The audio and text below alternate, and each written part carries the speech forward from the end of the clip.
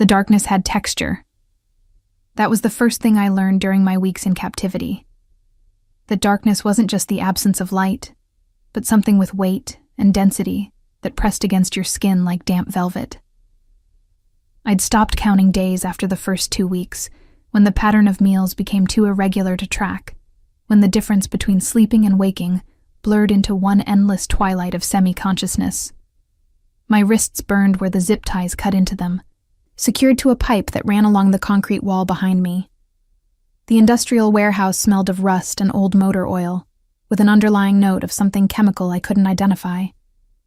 Every breath I took carried that scent deep into my lungs, a constant reminder of where I was and how far I'd fallen from my neat Portland apartment with its view of the Willamette River. I'd been a different person 6 weeks ago.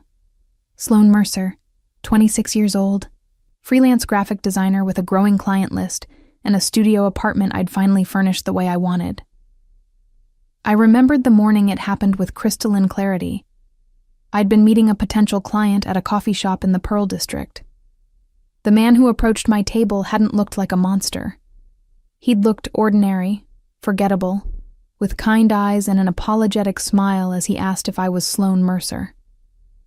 The details after that were fragments. A cloth over my face. The sweet, nauseating smell of chemicals. The world tilting sideways as my legs stopped working. Then nothing but darkness, and the growing realization that I'd made the worst mistake of my life by agreeing to meet a stranger from an email inquiry. Now I sat in this warehouse, my muscles cramping from limited movement, my throat raw from disuse. Darius, I'd learned my captor's name from his phone conversations, came sporadically. Sometimes once a day, sometimes not for what felt like days. He brought water and protein bars, speaking to me in a voice that remained eerily calm as he explained that I was insurance for some business transaction I couldn't begin to understand. The sound of footsteps outside the warehouse made me tense, my heart rate accelerating despite my exhaustion. But these footsteps were different. Multiple sets, confident and purposeful rather than Darius's careful, measured tread. Voices carried through the thin walls, male voices discussing square footage and property values with the casual authority of men used to making significant decisions. The warehouse door rolled open with a metallic shriek that made me flinch. Light flooded in, painfully bright after the perpetual dimness. I squeezed my eyes shut, turning my face away as my heart hammered against my ribs. This was it. Either rescue or something worse. After 6 weeks, I'd lost the ability to hope for the former. Christ! The single word cut through the space, sharp with shock, and barely contained fury. I forced my eyes open, squinting against the light. 3 figures stood silhouetted in the doorway. As my vision adjusted, I made out details. Expensive suits, polished shoes, the kind of presence that commanded attention without effort. The man who'd spoken stepped forward, and even in my disoriented state, I recognized power when I saw it. He was tall, perhaps 6'3", with dark hair shot through with silver at the temples. His face was all sharp angles and controlled intensity, the kind of face that revealed nothing unless he wanted it to. Everything about him spoke of wealth and authority, from the perfectly tailored charcoal suit to the way he moved with absolute confidence through the warehouse as if he owned it, which I realized with sinking dread he probably did. His steel-gray eyes locked onto mine, and I watched emotions flicker across his features too quickly to identify before his expression hardened into something cold and dangerous. He turned to one of the men behind him, his voice dropping to a lethal quiet that somehow felt more threatening than shouting. "Get Camden on the phone, now, and find out when Darius was last here." The man pulled out his phone immediately, speaking in rapid, clipped tones while the third man, younger, with the build of someone who spent serious time in a gym, moved to check the rest of the warehouse space. The tall man in the charcoal suit turned back to me, approaching slowly as if I were a wounded animal that might bolt. Perhaps that's exactly what I looked like. I could feel how I must appear, filthy, hollow-eyed, my designer jeans and silk blouse now stained and torn, my blonde hair matted and tangled. "My name is Kellen Thorne," he said, his voice losing some of its edge as he knelt a few feet away from me. "I'm going to get you out of here, but I need you to stay calm. Can you do that?" I managed a nod, though I wasn't sure I believed him. Men with that much power, that much controlled danger in their eyes, didn't rescue people out of the goodness of their hearts. There was always a price. He pulled a knife from his pocket, and I couldn't help the way I flinched backward, my zip-tied hands instinctively trying to shield myself. He froze, holding the knife up so I could see it clearly. "Just to cut the ties," he said, his tone gentler now. "I won't hurt you. You have my word." Words were cheap. I'd learned that lesson the hard way, but I also knew I had no choice. I held still as he moved closer, smelling expensive cologne mixed with something else. Leather and cedar, masculine and oddly comforting after weeks of industrial solvent and fear sweat. The knife cut through the zip ties in one smooth motion, and the sudden freedom made me gasp. My arms fell to my sides, muscles screaming at the change in position. Blood rushed back into my hands in a painful flood of pins and needles. I tried to move them and couldn't. My motor control temporarily shot. Kellen pocketed the knife and called over his shoulder. "Marcus, water, and get the car ready. We're leaving now." The younger man appeared with a bottle of water, which Kellen took and opened before offering it to me. I stared at it for a moment, my dehydrated brain struggling to process this simple act of kindness. When I finally reached for it, my hands shook so badly that water sloshed over the rim. "Easy," Kellen said, and before I could react, he'd steadied the bottle with his own hand, helping guide it to my lips. "Small sips. Your stomach probably can't handle much right now." The water tasted like salvation. I forced myself to follow his instructions, taking tiny sips, even though I wanted to gulp it down. As I drank, I studied him more carefully. Mid-40s, I guessed, with the kind of face that had probably been devastating when he was younger and had only grown more compelling with age. There was a scar along his jawline, faint but visible, and his hands, steady as they held the water bottle, bore the calluses of someone who'd done physical work at some point in his life. "Can you stand?" he asked when I'd drunk about half the bottle. I honestly didn't know. My legs had cramped days ago, and I'd been largely immobile except for the few times Darius had allowed me to stumble to a bucket in the corner that served as a bathroom. The thought of trying to walk made my eyes burn with frustrated tears. I'm not sure," I managed, my voice coming out hoarse and broken from disuse. Kellen didn't hesitate. He handed the water bottle to Marcus and then, with surprising gentleness for a man who radiated such controlled danger, he slipped one arm under my knees and the other around my back. "Then I'll carry you." "Wait." I started to protest, but my body betrayed me. The moment he lifted me, the warehouse tilted sideways and darkness crept in at the edges of my vision.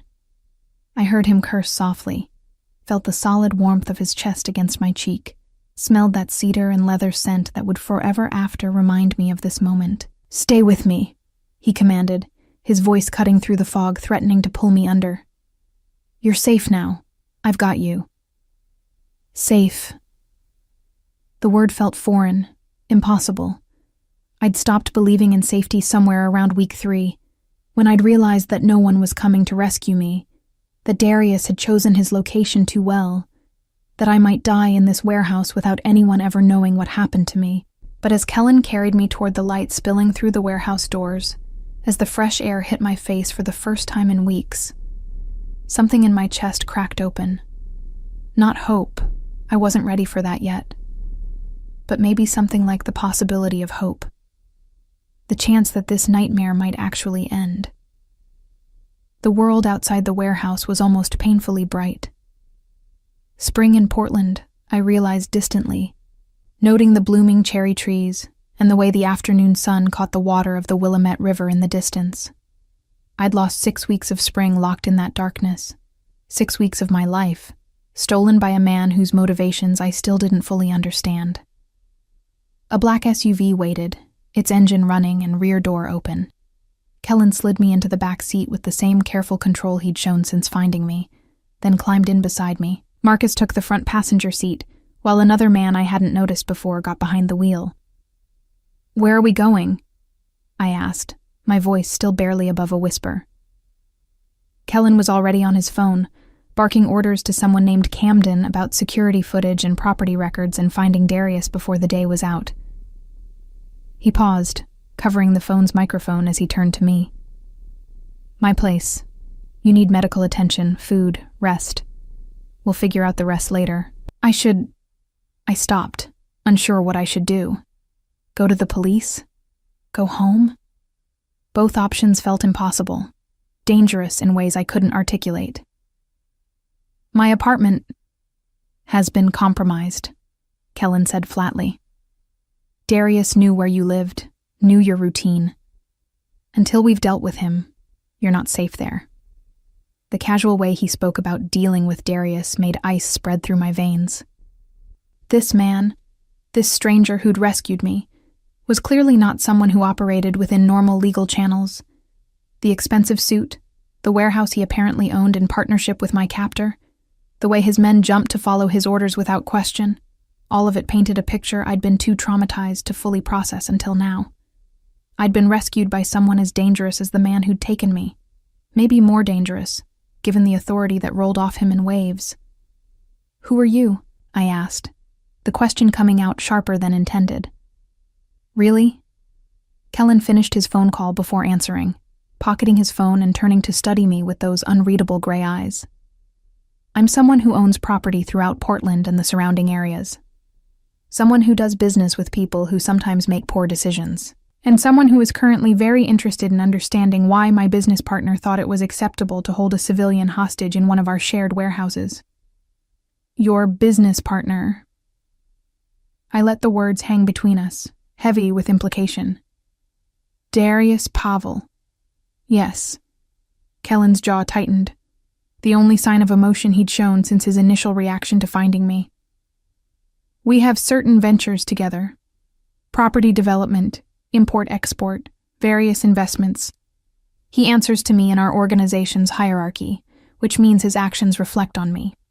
Actions like kidnapping someone and holding them in a location that connects directly back to our operations. The clinical way he described it made my head spin. Why? Why did he take me? "That," Kellen said softly, "is precisely what I intend to find out."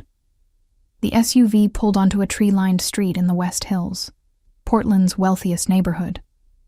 The houses here weren't just homes. They were estates, set back from the road behind security gates and manicured lawns. We turned into a driveway marked by stone pillars and an iron gate that opened automatically at our approach. The house that came into view made my breath catch despite my exhausted state. Modern architecture blended seamlessly with natural wood and stone, floor-to-ceiling windows reflecting the surrounding Douglas firs. It was the kind of place I might have designed graphics for in my former life, back when I created branding packages for luxury real estate developments and high-end hotels. That life felt impossibly distant now, separated from this moment by 6 weeks of captivity and the growing realization that I'd stumbled into something far more complicated than a simple kidnapping. The SUV stopped at the circular drive in front of the main entrance. Kellen was out and around to my side before I could even reach for the door handle. When he opened it, I tried to stand on my own, to salvage some shred of dignity. My legs buckled immediately. Kellen caught me before I could hit the ground, his arm banding around my waist with surprising strength.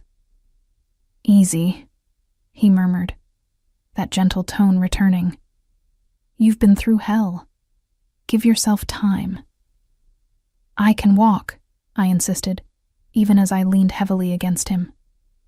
"Just give me a second. You can walk tomorrow." He shifted his grip, clearly preparing to lift me again. "Right now you're going to let me help you, and you're going to see a doctor, and you're going to eat something that isn't a protein bar. Those are the only items on today's agenda." Understood? The command in his voice left no room for argument. Part of me, the part that had fought to survive these past 6 weeks, bristled at being ordered around. But another part, the part that was so tired I could barely think straight, wanted nothing more than to surrender control to someone who seemed capable of handling it. Understood, I whispered, and let him carry me into the house. The interior of Kellen's house matched the exterior's understated luxury.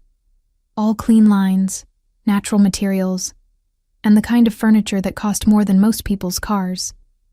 He carried me through a 2-story foyer where an abstract sculpture caught the afternoon light, down a hallway lined with what looked like original artwork, and into a bedroom suite that was larger than my entire apartment.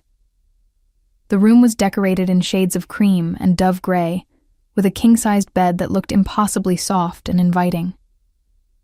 Floor-to-ceiling windows overlooked a garden where Japanese maples glowed red gold in the fading light. A door on the far wall presumably led to a bathroom. Kellen set me down carefully on the edge of the bed, and I immediately wanted to collapse backward onto those pristine linens. But I was too filthy, too aware of the grime coating my skin and clothes after 6 weeks in that warehouse. I can't. I gestured helplessly at myself. I'll ruin your sheets. Something flickered in his eyes. Amusement, maybe, or approval at my consideration. The sheets can be replaced. You, on the other hand, cannot. But if it makes you feel better, there's a bathroom through that door, clean towels in the cabinet, and I'll have someone bring clothes that should fit. He moved toward the door, and sudden panic seized me. After weeks of isolation broken only by Darius's occasional visits, the thought of being alone again made my chest tighten painfully. Wait. The word came out sharper than intended, and Kellen paused, his hand on the doorframe. How long will you be gone? Understanding crossed his features. He pulled out his phone, typed something quickly, then pocketed it again. Dr. Ashford will be here in 20 minutes. I'll be just down the hall making calls. Marcus is stationed outside your door. You're not alone, Sloane. Not anymore. Hearing my name from his lips sent an unexpected shiver through me. I hadn't told him my name, which meant he'd already known who I was before finding me. The implications of that made my exhausted brain spin. How did you know? I asked. My name. Who I am. Kellen's expression remained neutral, but something in his posture shifted. We'll discuss that after you've been examined and had some rest. For now, focus on cleaning up and letting the doctor check you over. Everything else can wait. He left before I could protest, closing the door with a soft click that felt both comforting and confining. I sat on the edge of the bed for a long moment, trying to process everything that had happened in the last hour. Rescued. Safe. In a stranger's home. Dependent on a man whose business included partnerships with kidnappers.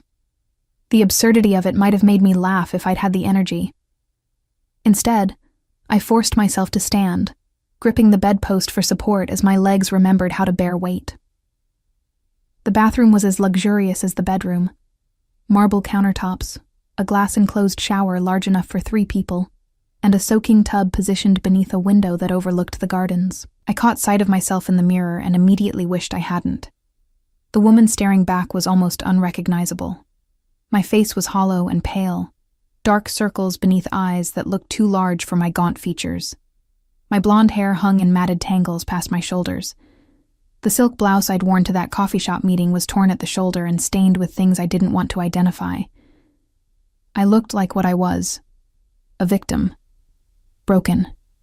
Helpless. The realization made something hot and furious ignite in my chest. I'd survived 6 weeks of captivity. I'd kept my sanity when Darius's visits became more erratic. When the darkness pressed in so hard I thought I might lose myself completely.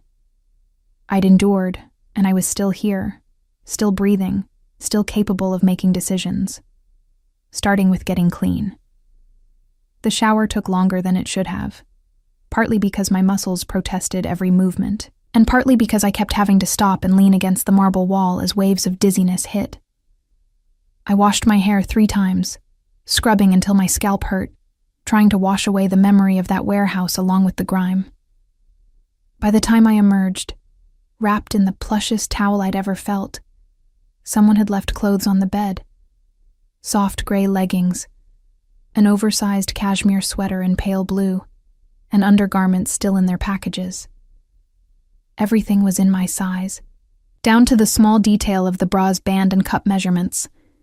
That detail sent ice through my veins despite the shower's warmth. Kellen hadn't just known my name. He'd known enough about me to have someone buy clothes in my exact size on short notice, which meant he'd had access to information about me, personal information, before ever setting foot in that warehouse. I was pulling the sweater over my head when a knock sounded at the door. "Come in," I called, my voice still raspy. The woman who entered was perhaps 50, with silver-streaked dark hair pulled back in a neat bun and sharp, intelligent eyes behind wire-rimmed glasses. She carried a medical bag and had the brisk, competent air of someone who'd seen everything and wasn't easily impressed. "Miss Mercer," she said, extending her hand. "I'm Dr. Verity Ashford.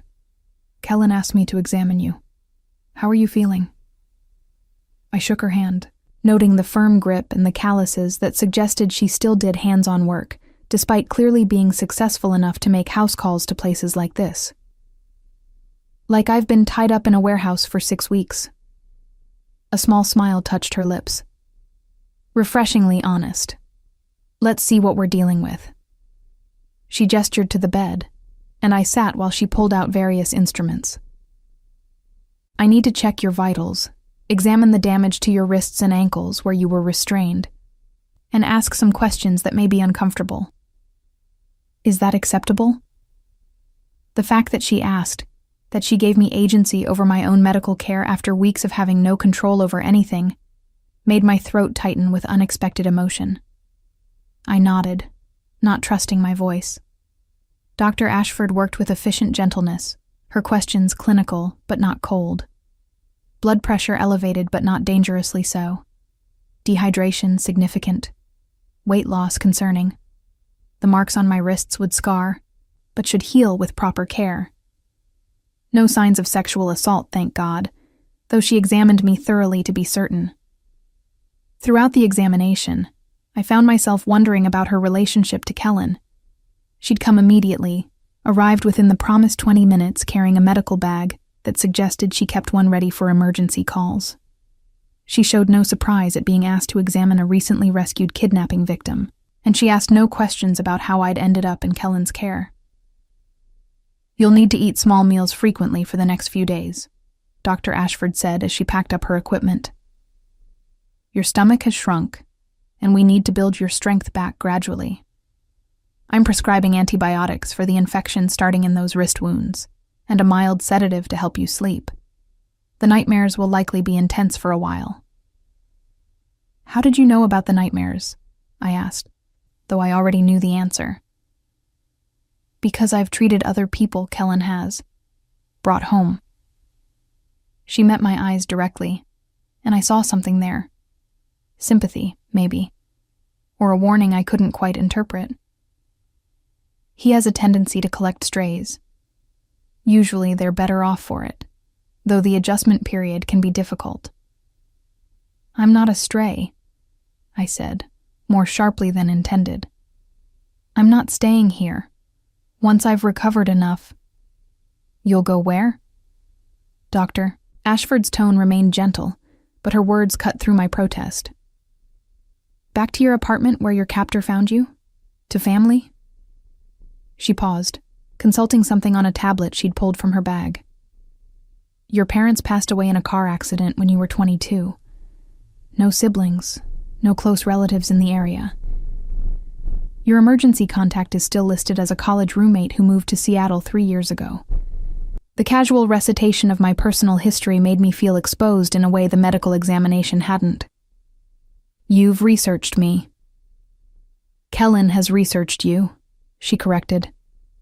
"Quite thoroughly, from what I understand. He doesn't take unnecessary risks, Miss Mercer. If you're under his protection, he needs to know every variable. Under his protection. The phrase settled over me like a weighted blanket, simultaneously comforting and suffocating. I didn't ask for his protection, I said quietly. Dr. Ashford's expression softened. No, you didn't. But you have it nonetheless. And given the alternatives, I'd suggest accepting that reality, at least temporarily. She closed her bag and stood. I'll be back tomorrow to check on you. In the meantime, get some rest. Your body needs time to recover, even if your mind is fighting against it. After she left, I sat on the bed, feeling the weight of exhaustion pressing down on my shoulders. The soft clothes, the clean skin, the promise of food and safety. It all felt surreal, like I'd stepped from one nightmare into a fever dream. A different knock came at the door, this one accompanied by a warm, grandmotherly voice. Miss Sloane, I'm bringing you some soup. May I come in? Yes, I called, and the door opened to reveal a woman who looked to be in her late 60s, with white hair in a neat bun and kind eyes that crinkled at the corners.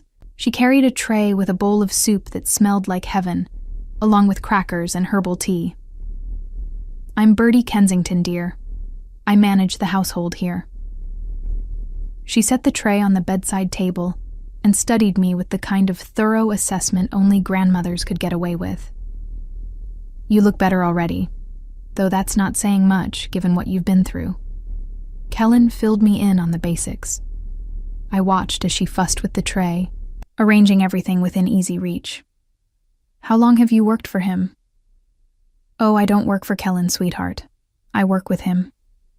She smiled at my confused expression. I've known that boy since he was 14 years old, making deliveries for his father's import business. When his father passed and Kellen took over, he asked me to help him run his home because, Lord knows, he can manage an entire criminal enterprise but can't remember to buy milk. The casual mention of a criminal enterprise should have shocked me. Instead, I found myself almost grateful for the honesty. At least Bertie wasn't pretending Kellen was anything other than what he was. You're very open about what he does, I observed. Bertie settled into the chair beside the bed, clearly in no hurry to leave. No point in dancing around it. You're smart enough to have figured out the basics already, and lies only make things more complicated. She gestured to the soup. Now eat that before it gets cold. Chicken broth, nothing too heavy. We'll work up to real food over the next few days. I picked up the spoon, my hand trembling slightly. The first taste was almost overwhelming, salt and warmth, and the kind of complex flavor that came from hours of careful preparation. I hadn't realized how much I'd missed taste, real taste, after weeks of protein bars and lukewarm water. Good girl, Bertie said approvingly. Slow sips, just like Dr. Ashford recommended. You'll feel human again soon enough. Between spoonfuls of soup, I worked up the courage to ask the question that had been building since Dr. Ashford's visit. How much does Kellen know about me? Specifically, I mean. Bertie's expression grew thoughtful. Enough to understand who you are and what you might need. He had Camden, that's his head of operations, run a thorough background check as soon as he realized Darius was holding someone in that warehouse. Standard procedure when civilians get tangled up in our business. Our business. The way she said it, so matter-of-fact, as if kidnapping and criminal enterprises were just another day at the office. I'm not tangled up in anything, I protested. I was taken, held against my will. That doesn't make me part of whatever world you and Kellen operate in. Doesn't it? Bertie's voice remained gentle, but her eyes were shrewd. The moment Darius took you, you became part of this world. The moment Kellen found you and brought you here, you became his responsibility. Like it or not, dear, you're in this now. The only question is whether you fight it every step of the way, or learn to work with the reality of your situation. I set down the spoon, my appetite vanishing despite the delicious soup. You're saying I'm a prisoner here. just a more comfortable one. I'm saying you're protected here, Bertie corrected. There's a difference, though I understand why it might not feel like one right now. But I've watched Kellen operate for nearly 30 years, and I can tell you this. When he decides someone is under his protection, he takes that responsibility seriously. You're safer in this house than you would be anywhere else in Portland right now. Because of Darius. Because of Darius. And because of whoever hired Darius to take you in the first place. Bertie's expression grew grave. You don't think he acted alone, do you? That he just randomly decided to kidnap a graphic designer and hold her hostage for 6 weeks? The floor seemed to tilt beneath me. I'd been so focused on Darius, on surviving each day in that warehouse, that I hadn't thought beyond the immediate threat. You're saying someone hired him to take me? That's what Kellen believes, and his instincts are usually correct, which is why Camden is currently tearing through every database and surveillance camera in the city, trying to figure out who and why.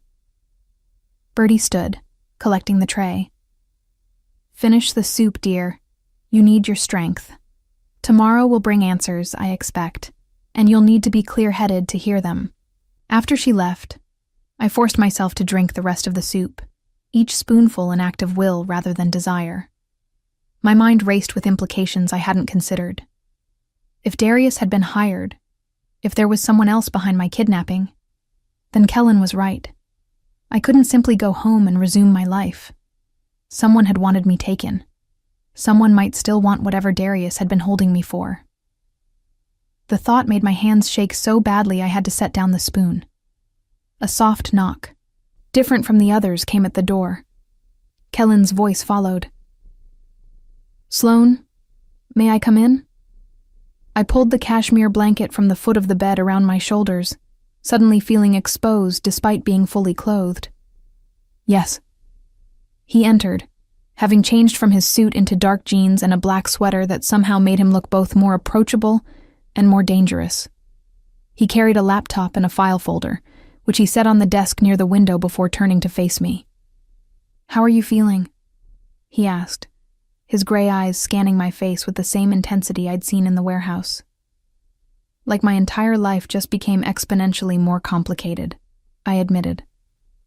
A small smile touched his lips, the first genuine expression of humor I'd seen from him.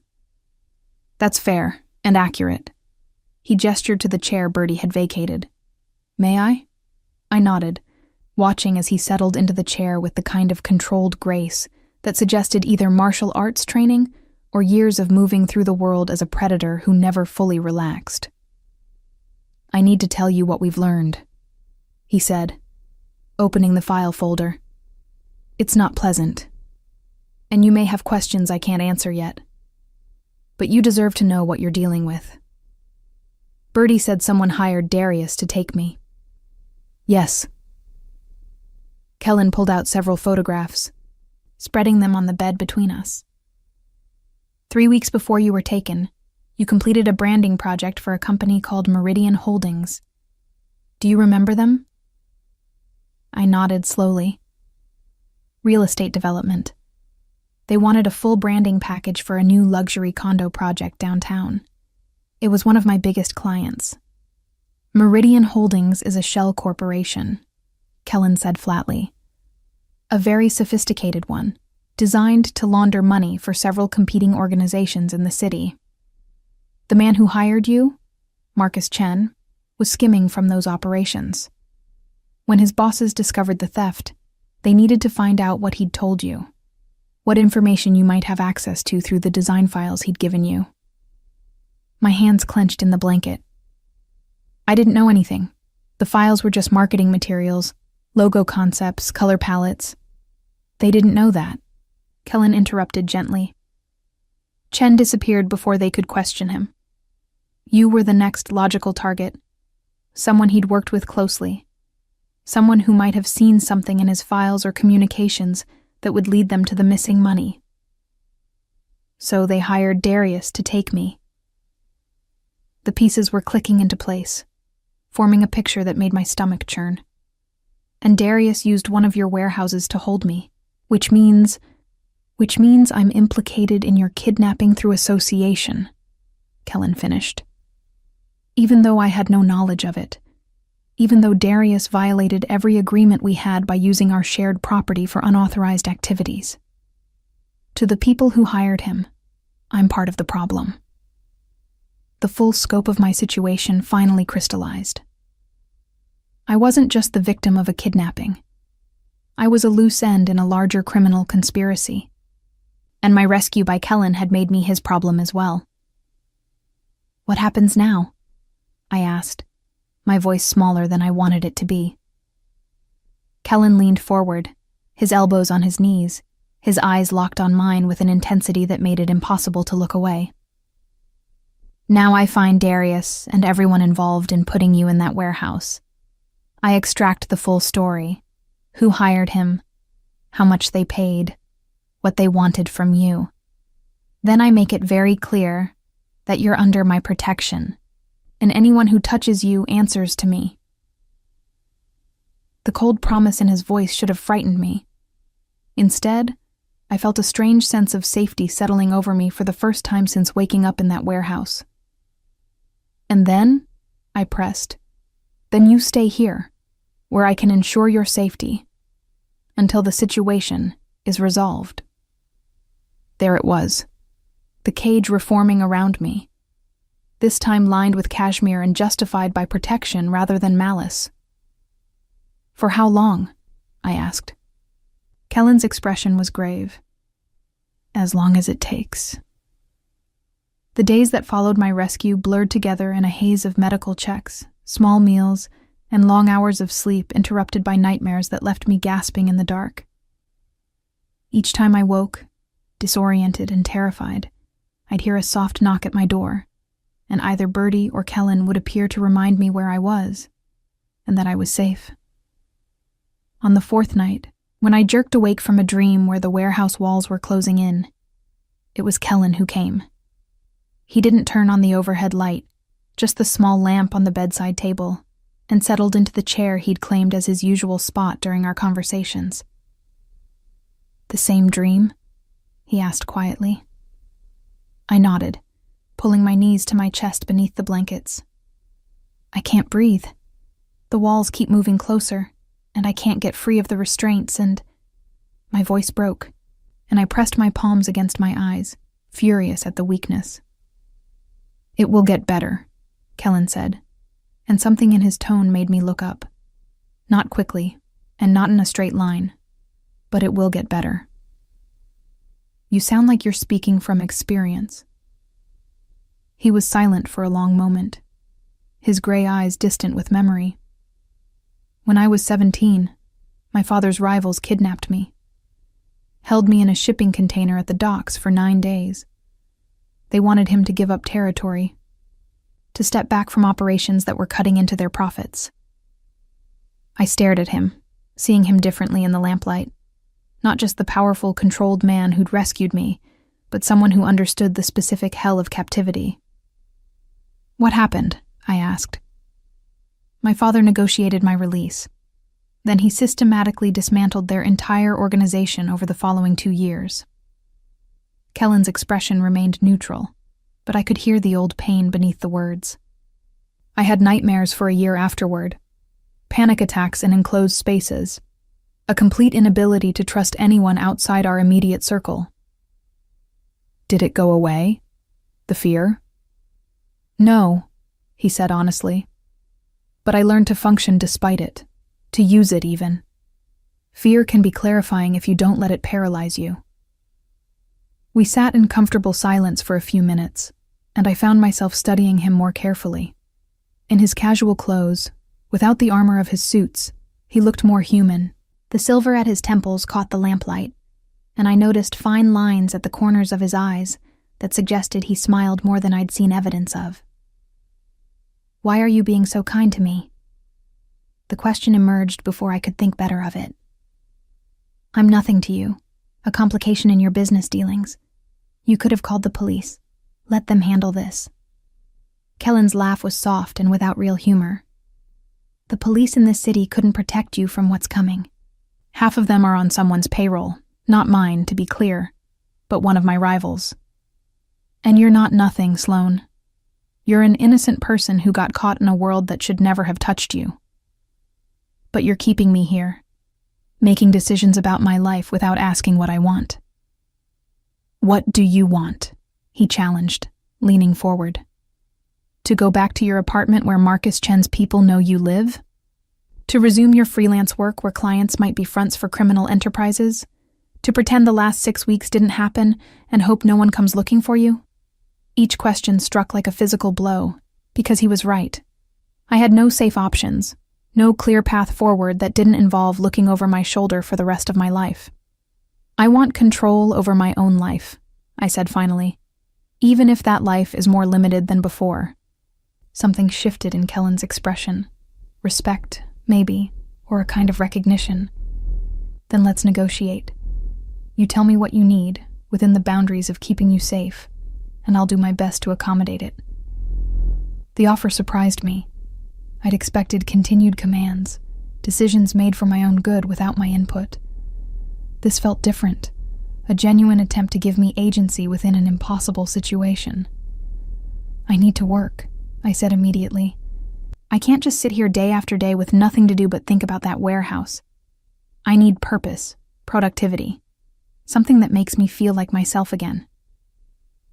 Kellen nodded. Your laptop and external drives were recovered from your apartment. Camden's team swept them for malware and tracking software. They're clean. You can set up a workspace here. The library on the second floor has good light and a desk. Work remotely. Maintain your client relationships, but everything gets vetted through Camden first to ensure there's no connection to the people who targeted you. It was more than I'd expected, and the fact that they'd already recovered my work equipment suggested Kellen had anticipated this request. What else? I want to know everything you learn about why I was taken. No filtering the information because you think I can't handle it. If I'm in this situation, I deserve to understand it fully. His jaw tightened slightly, but he nodded. Agreed. Though I reserve the right to deliver particularly difficult news when you're in a place to process it, not in the middle of the night when you're already dealing with nightmares. Fair enough. I pulled the blanket more tightly around my shoulders. And I want to be part of the solution. When you find Darius, when you confront whoever hired him, I want to be there. I need to face them. No. The word was flat, absolute. You said we could negotiate.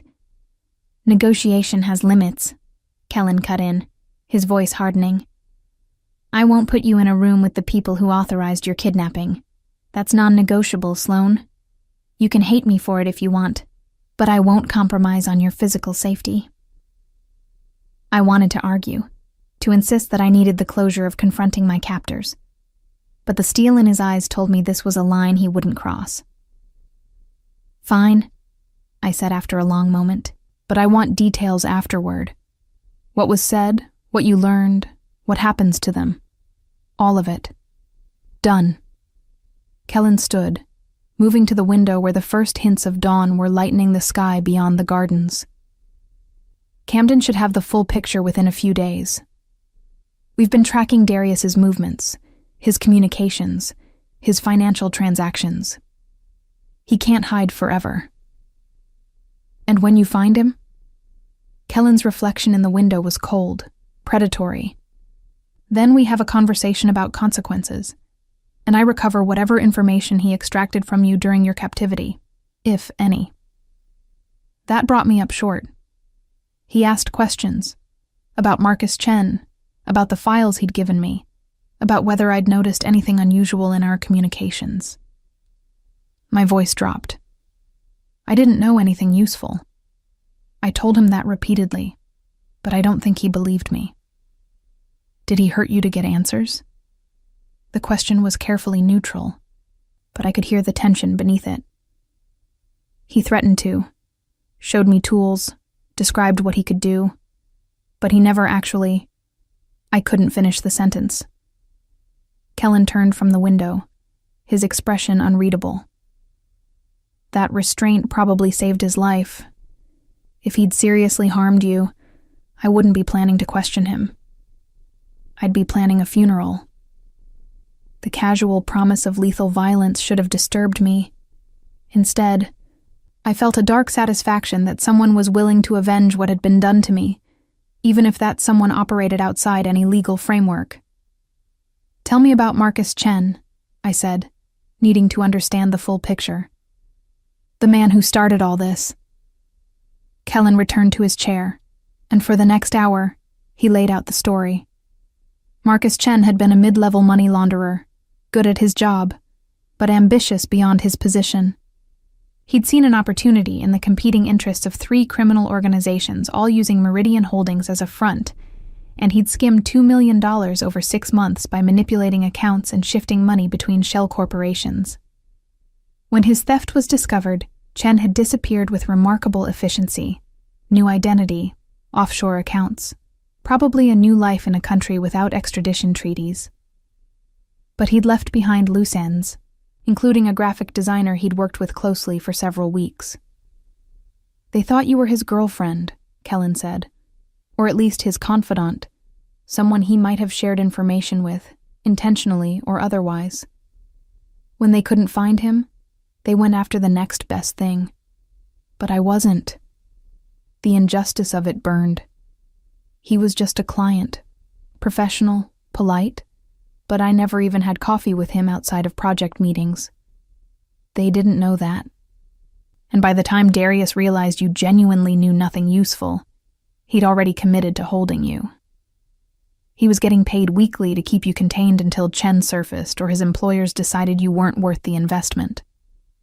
The cold calculation of it made me feel ill. I'd been a business decision, a line item in someone's operational budget. "How much?"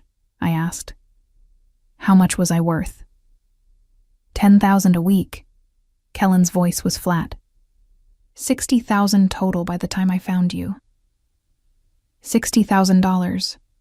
That's what my suffering had been worth to faceless people who'd never even met me. The number felt simultaneously too large and insultingly small. "I want them to pay," I said quietly. "Not just Darius. Everyone involved. I want them to face consequences for what they did." Kellen studied me for a long moment, and I saw approval in his eyes. "You're stronger than you look, Sloane Mercer. That's good. You'll need that strength for what's coming." Before I could ask what he meant, his phone buzzed. He glanced at it, and his entire demeanor changed, tension replacing the relative relaxation of our conversation. "What is it?" I asked. Camden found Darius. Kellen was already moving toward the door. "He's holed up in a motel near the airport, probably planning to run. We need to move now before he disappears." "I'm coming with you," I said, throwing off the blankets. "Absolutely not." Kellen paused at the door. "This is not a negotiation, Sloane. You stay here, where it's safe. Bertie will be with you, and Marcus is on security detail. I'll be back with answers." "Kellen, I promised I'd keep you safe. That promise means nothing if I bring you into the field." His expression softened slightly. "Trust me. Let me handle this part." He was gone before I could argue further, leaving me standing in the middle of the bedroom, torn between frustration at being left behind and a strange sense of anticipation. Finally, we were moving toward answers, toward justice, of a kind. I didn't go back to sleep. Instead, I showered, dressed in the comfortable clothes that had been provided, and made my way downstairs to find Bertie already in the kitchen, preparing breakfast as if this were any normal morning. "He went after Darius," I said without preamble. Bertie looked up from the eggs she was scrambling, her expression knowing. "Yes, dear. Camden called about 20 minutes ago. These things move quickly once they start moving. How long will it take?" "For Kellen to get Darius to talk?" "Not long. He has ways of being very persuasive." She plated the eggs and gestured for me to sit at the kitchen island. "Eat. You'll need your strength. When Kellen comes back with the full story, you'll want to be clear-headed to hear it." I picked at the eggs, my appetite minimal despite their perfect seasoning. What happens after, when we know everything? Birdie's expression grew serious. That depends on what they learn. But knowing Kellen, he'll want to send a message to Darius's employers, to anyone else who might think you're vulnerable. The message will be clear. Sloan Mercer is under Kellen Thorne's protection, and there are severe consequences for touching his people. His people. I'd become one of Kellen's people without ever agreeing to the designation. The thought should have rankled more than it did. We were finishing breakfast when the front door opened. Kellen strode in, his expression grim, Camden a half-step behind him. Both men looked tense, wired with adrenaline that hadn't fully dissipated. Camden was perhaps 45, lean and compact with sharp features and eyes that missed nothing. He nodded to me with professional courtesy, before turning to Kellen. "I'll compile the full report," he said. "Have it to you within the hour." After Camden left, Kellen sank onto one of the bar stools, accepting the coffee Birdie poured without being asked. He looked exhausted in a way that went beyond physical tiredness, the kind of weariness that came from dealing with humanity's worst impulses. "Tell me," I said, moving to stand across the island from him. "Everything."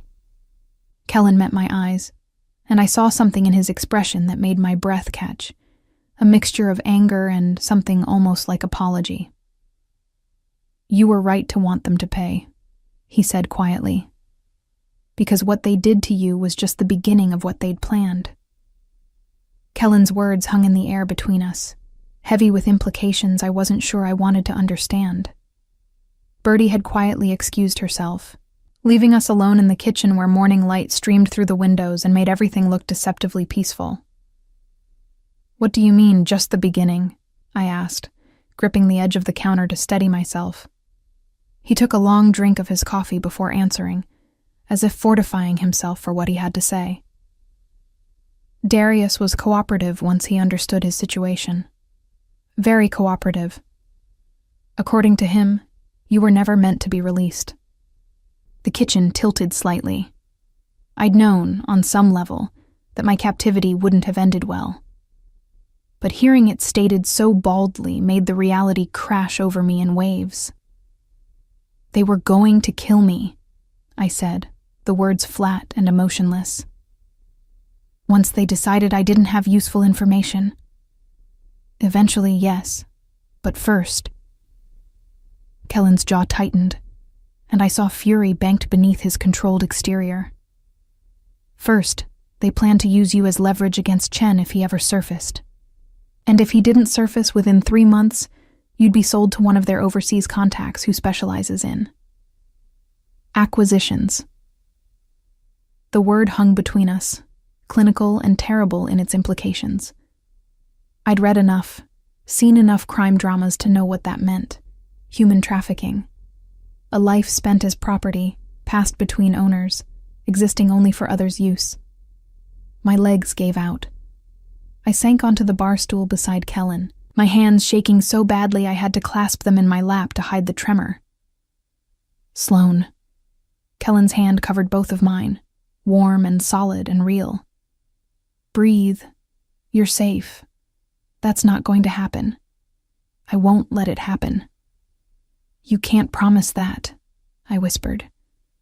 "You're just one man, no matter how much power you have. If they want me badly enough, then they'll have to go through me, through Camden, through every person in my organization." His voice was steel wrapped in silk. "I've already sent word through appropriate channels. Sloan Mercer is under my protection. Anyone who touches you, threatens you, or even looks at you wrong answers directly to me. And I promise you, no one in this city wants that conversation." I stared at our joined hands, his so much larger than mine, scarred across the knuckles in ways that spoke of a violent past. "Why? Why do you care so much? I'm nobody to you." "You were nobody to me," he corrected gently. Past tense. "The moment I found you in that warehouse, you became my responsibility." That's how this works in my world, Sloane. When you claim someone as yours, when you extend protection, it's absolute. There's no halfway. His words echoed Bertie's from days earlier, and I finally understood what they'd both been trying to tell me. In Kellen's world, protection wasn't a temporary measure or a casual favor. It was a binding commitment, one that came with obligations and expectations on both sides. "What do you want from me in return?" I asked, needing to understand the terms of this arrangement. "There's always a price. What's yours?" Kellen's expression grew thoughtful. He withdrew his hand from mine, and I immediately missed the warmth. "What I want is for you to stop fighting me at every turn. To accept that, for now, this is the safest place for you to be. To trust that I have your best interests at heart, even when my decisions don't align with what you think you want." "That's not a small ask," I said. "You're asking me to surrender control over my entire life. I'm asking you to be smart about your survival." He turned on his stool to face me fully. "In 3 weeks, we'll have neutralized the immediate threat. Darius and his employers will understand you're off limits, and the message will spread through the usual networks. At that point, you'll have more freedom. But right now, while the situation is still fluid, I need you to cooperate." 3 weeks, 21 days. It seemed simultaneously like an eternity, and no time at all. "And then what?" I pressed. "After 3 weeks, I just go back to my normal life?" "You'll never go back to your normal life," Kellen said bluntly. "That life ended the moment Marcus Chen chose you as his graphic designer. But you can build a new normal. A safer one, if you're willing to be smart about it." "Ani?" The finality of it hurt more than I'd expected. My little studio apartment with its view of the river, my favorite coffee shop where the barista knew my order, my Tuesday night life drawing class at the community center. All of it felt impossibly distant now, like remembering someone else's life. "I need some air," I said abruptly, standing. "Can I? Is the garden safe?" Kellen nodded. "The property is fully secured. Motion sensors, cameras, guards at the perimeter. You can go anywhere on the grounds. Just stay within sight of the house." I needed no further encouragement. I slipped out through the kitchen's French doors onto a flagstone terrace that overlooked extensive gardens. The May morning was perfect, not too warm, with a gentle breeze that carried the scent of roses and lavender. I walked until I found a stone bench beneath a Japanese maple, far enough from the house to feel alone but still visible from the windows. My mind spun with everything Kellen had told me, trying to process the full scope of what I'd narrowly escaped. I'd been hours away from a fate worse than death. If Kellen hadn't chosen that specific day to inspect properties with Darius, if he'd trusted his partner enough not to check the warehouse personally, if he'd seen me and decided I wasn't his problem. The ifs piled up until I couldn't breathe under their weight. I don't know how long I sat there before footsteps on the flagstones announced someone's approach. I looked up to find Kellen carrying 2 mugs of what smelled like herbal tea.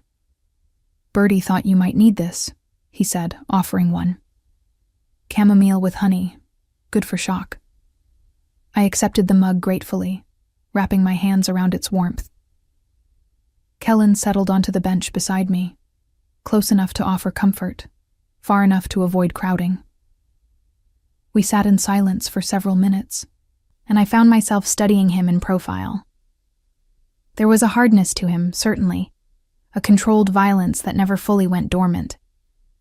But there was also a strange gentleness in how he'd handled me since that first moment in the warehouse, a care that seemed at odds with his reputation. "Tell me about your father," I said suddenly. "You mentioned he ran an import business." Kellen's mouth quirked in something that wasn't quite a smile. "My father ran several businesses, most of them legitimate. The import company was his cover for moving goods that customs might have frowned upon. He was old school, organized, methodical, ruthless when necessary, but never cruel without cause. And you took over when he died." When I was 25. Too young, really. But there was no one else. My mother had passed years earlier, and I was an only child. The organization either went to me or dissolved. He sipped his tea, gazed distant with memory. I thought about walking away, going legitimate, leaving this life behind. What stopped you? Responsibility, loyalty, the knowledge that if I walked away, the vacuum would be filled by someone far worse. He glanced at me. Sometimes the moral choice isn't between good and evil. It's between bad and worse. I chose to be the kind of bad that has rules, limits, lines that don't get crossed. Like not hurting civilians. Like not hurting civilians, he agreed. Like protecting people who get caught in this world through no fault of their own. Like ensuring that the violence inherent in this business stays contained, doesn't spill over into innocent lives any more than absolutely necessary. I wanted to point out the contradiction, that his business, by its very nature, created situations where innocent people got hurt. But I'd seen enough of his genuine care for my well-being to know that he struggled with that contradiction himself. What happened to Darius? I asked, changing the subject. Kellen's expression hardened.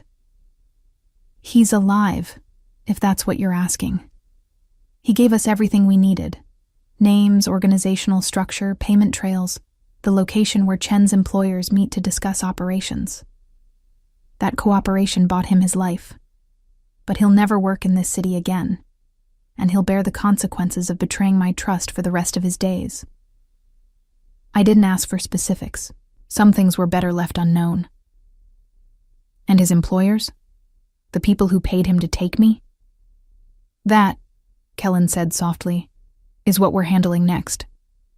Camden is coordinating with some of my more diplomatic associates.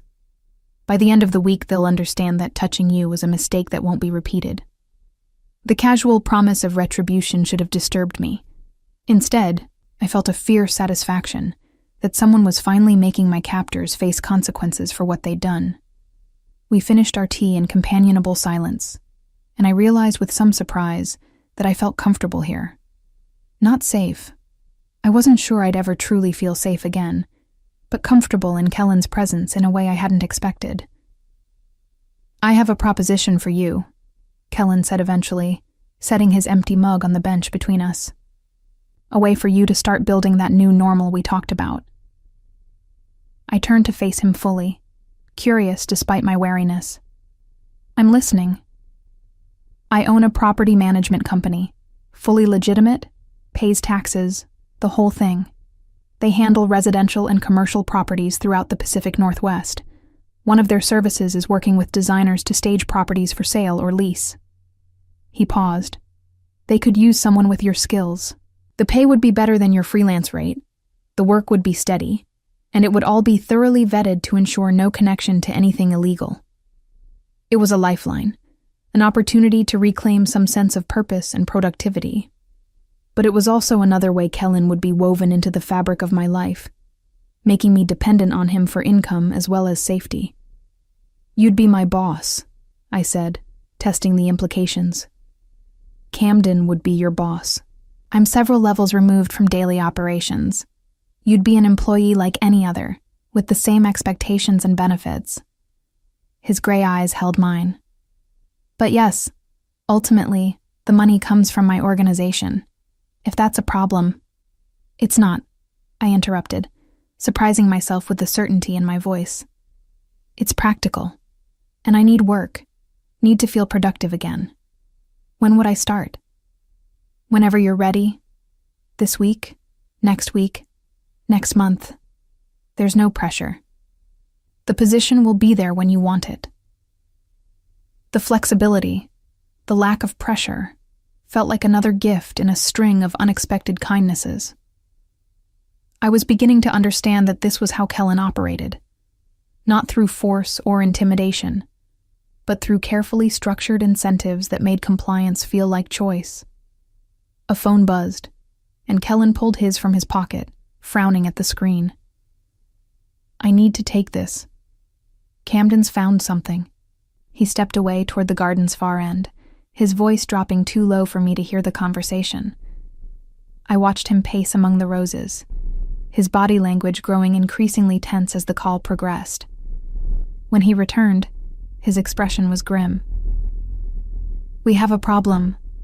My stomach dropped. "What kind of problem?" "The people who hired Darius aren't backing down. They're insisting you still have information they need, that Chen must have told you something before he disappeared." Kellen's jaw tightened. "They've put a bounty out. 50,000 for information on your current location. 100,000 for successful delivery." The numbers made my vision swim. That's insane. I don't know anything. I never knew anything." "I believe you, but they don't, or they don't care." He moved closer, and I saw genuine concern in his eyes. "We need to adjust our security protocols. You'll have personal protection any time you leave the property. Marcus or one of Camden's other men. The garden access is now restricted to supervised visits only. And we're moving up the timeline on confronting Chen's employers." "How soon?" "Tonight. We have a meeting location and we have leverage they want. Time to end this before it escalates further." I stood, my hands clenched into fists at my sides. I want to be there. I want to look them in the eyes and tell them I don't have their information. "Sloan." "No," I cut him off. "You said you'd give me control where it was safe to do so. This is important to me, Kellen. I need to face them. Need them to see that I'm not afraid anymore." Something shifted in his expression, respect mixed with concern. "It could be dangerous.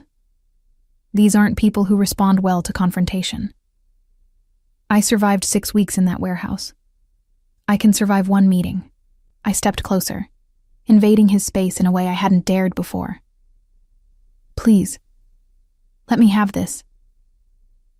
Kellen studied me for a long moment, and I could see him weighing risks against benefits, control against my need for agency. Finally, he nodded slowly. "You can attend the meeting, but you follow my instructions exactly. Stay where I tell you to stay. Leave when I tell you to leave. At the first sign of threat, Marcus will get you out. Those are my terms. Non-negotiable." "Agreed," I said immediately, relief flooding through me. "Then we have preparations to make. Camden will brief you on what to expect, what to say, what not to say." He checked his watch. "The meeting is at 8. We leave here at 7. As we walked back toward the house, I felt a strange sense of anticipation building.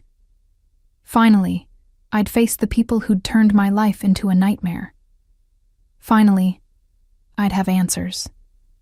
And finally, I'd understand exactly what Kellen Thorne's protection really meant in a world where violence was currency and power was the only law that mattered. The hours between Kellen's announcement and our departure for the meeting passed in a blur of preparation. Camden arrived at the house mid-afternoon, carrying a tablet and wearing the expression of someone about to deliver a difficult briefing.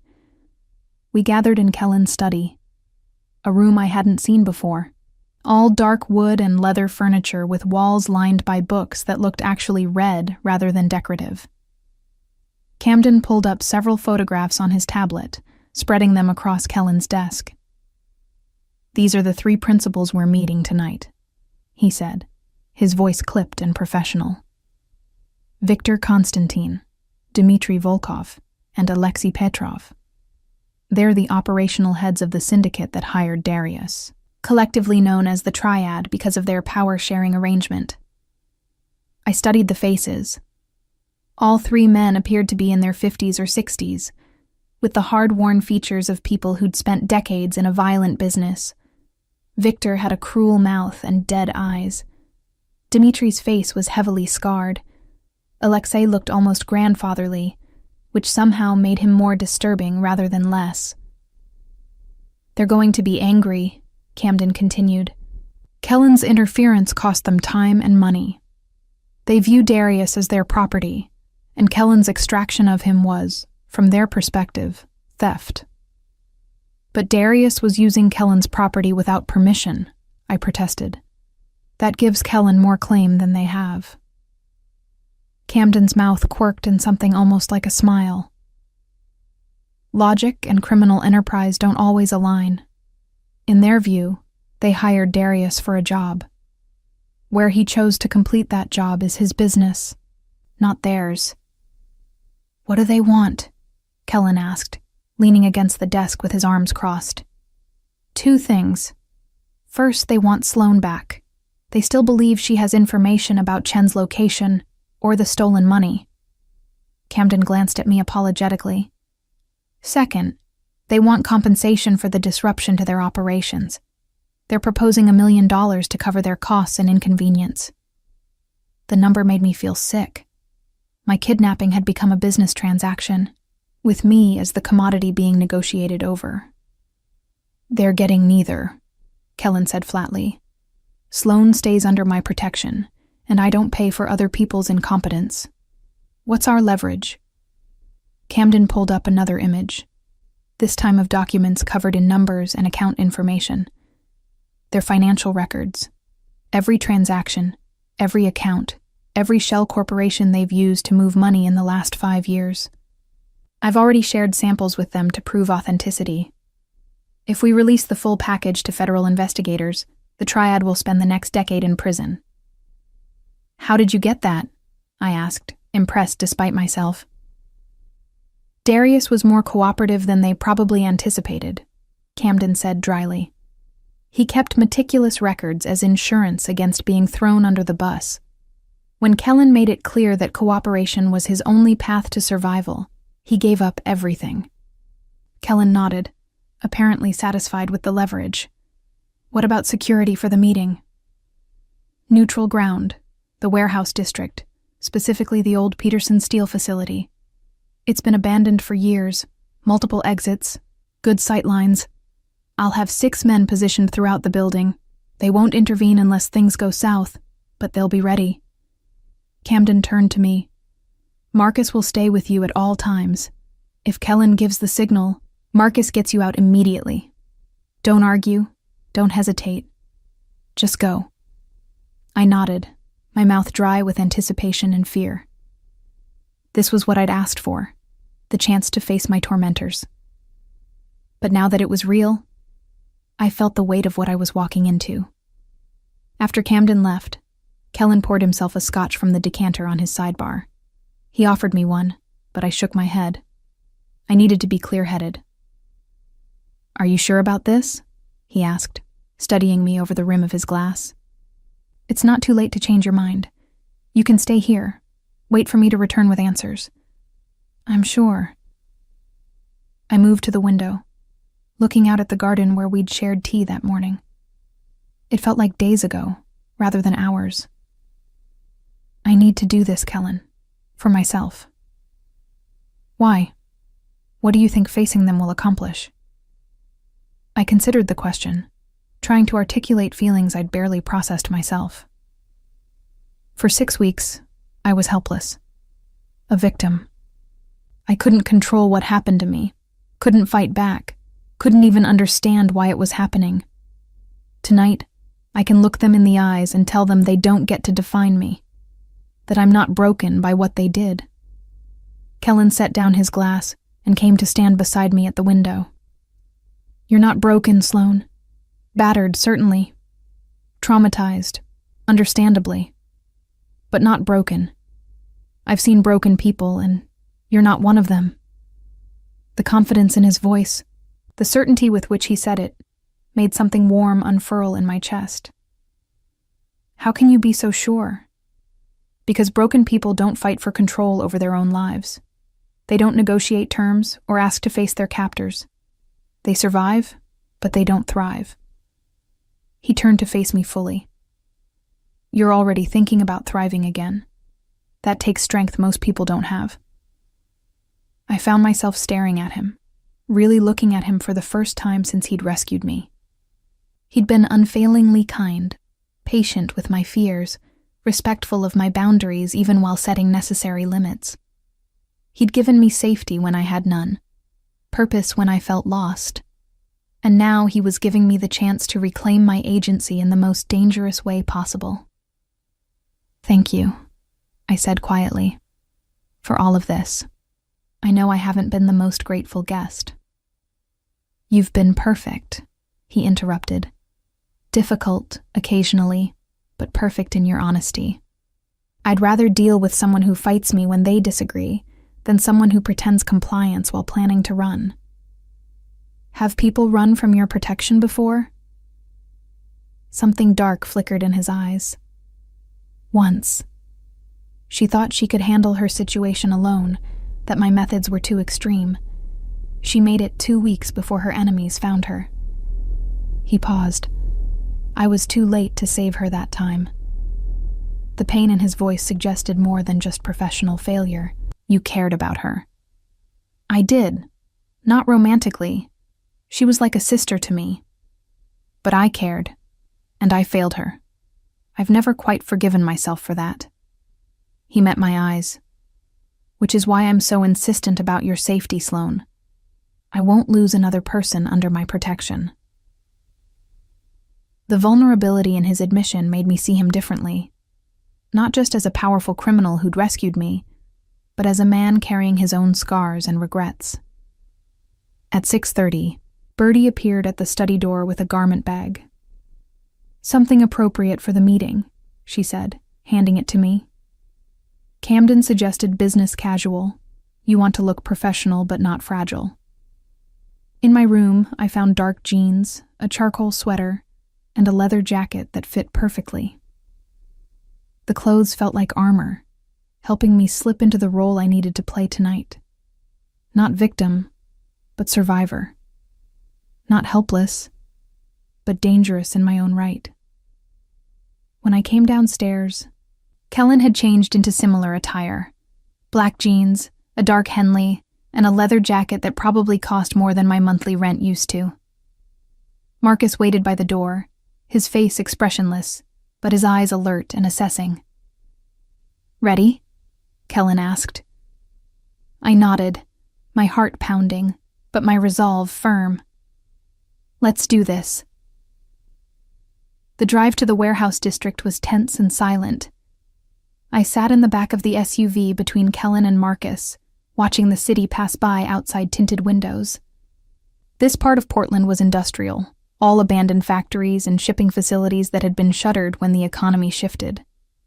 The Peterson steel facility loomed against the night sky, a massive structure of concrete and rusted metal. Broken windows stared down like dead eyes, and graffiti covered the lower walls in layers of color and profanity. Camden was waiting outside one of the service entrances, his breath misting in the cold evening air. "They arrived 10 minutes ago. 3 principals plus 4 security. Our team is in position." Kellen nodded, then turned to me. "Last chance to back out." "Not a chance," I replied, my voice steadier than I felt. He studied me for a moment, then nodded once. "Stay close to Marcus. Don't speak unless directly addressed, and keep your answers brief. Let me do the negotiating." We entered the warehouse through a side door, our footsteps echoing in the cavernous space. Industrial lighting had been rigged throughout, casting harsh shadows and making the space feel even more threatening. In the center of the main floor, a table had been set up, scarred wood surrounded by mismatched chairs. The 3 men from Camden's photographs sat on one side, their security spread out behind them. They rose as we approached, and I felt the weight of their assessment as they studied me. "Kellen Thorne," Victor Konstantin said, his Russian accent thick. "Thank you for coming. And you brought the girl. How considerate." "Sloane is here as a witness," Kellen said smoothly, gesturing for me to take one of the chairs on our side of the table.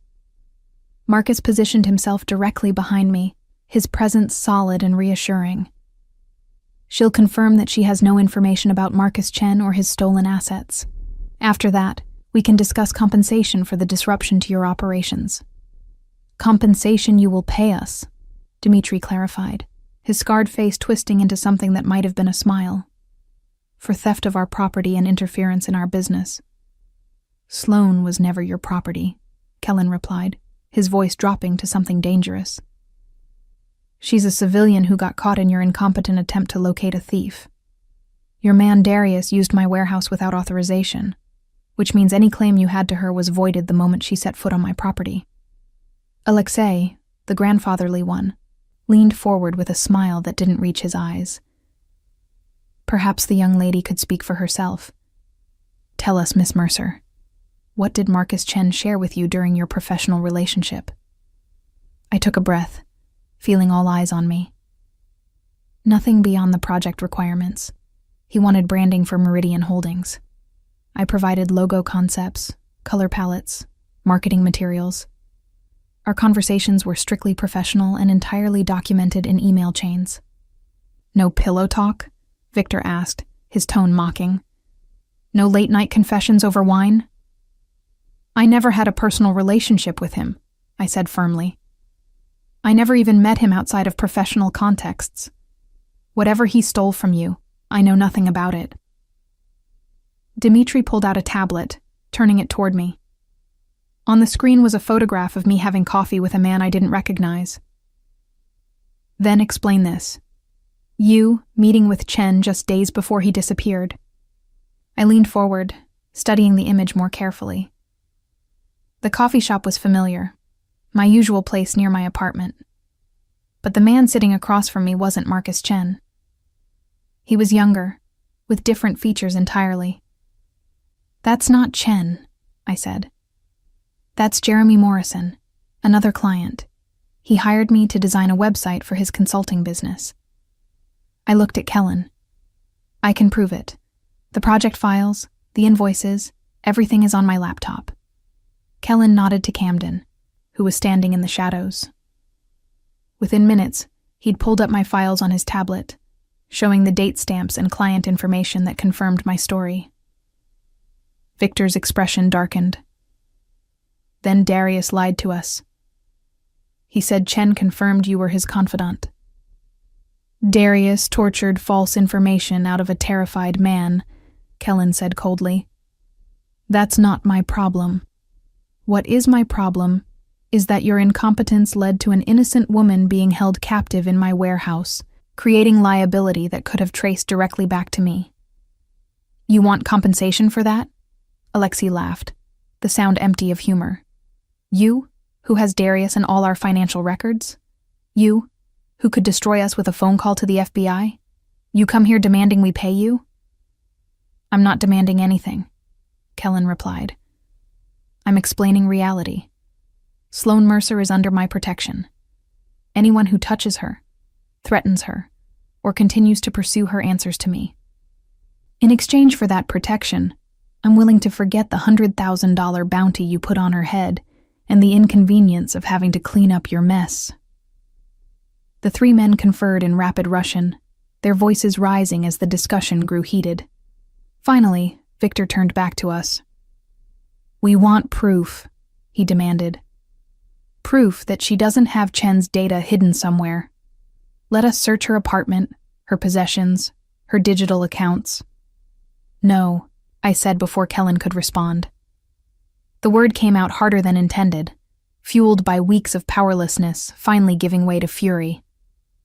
You don't get access to my life because you're too incompetent to find your own thief. I don't have your data. I don't know where Chen is. And I'm done being treated like property in a transaction. Silence fell over the warehouse. Even Kellen looked surprised at my vehemence. Victor stood slowly, his hand moving toward his jacket. Marcus tensed behind me, and suddenly the warehouse was alive with movement. Camden's men emerging from the shadows, the triad security reaching for weapons, everyone suspended in a moment of hair-trigger tension. Enough! Kellen's voice cut through the chaos. Sloane has answered your questions. You have no legitimate claim to her, no evidence she possesses anything of yours. This meeting is over. Not until we get satisfaction, Dmitri growled. Kellen pulled out his phone, tapping the screen several times. I just sent the first batch of your financial records to the FBI's Organized Crime Division. In 30 minutes, the rest follows, unless we leave here without incident. Your choice. Walk away and rebuild, or fight and lose everything. The threat hung in the air, absolute and terrifying in its simplicity. I watched the three men calculate, weighing their options against the certain destruction Kellen offered. Finally, Alexei raised his hands in a gesture of surrender. You've made your point. The girl is yours. We'll call off the bounty and spread word that she's off limits. Smart decision, Kellen said. He stood, offering me his hand. Sloane?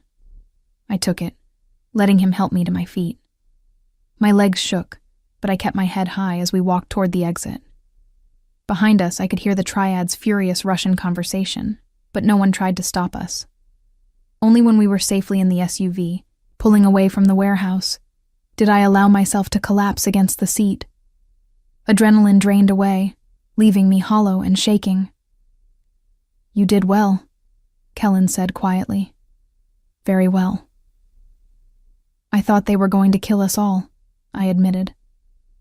They might have tried, but Camden's positioning was solid, and the triad knows I don't bluff.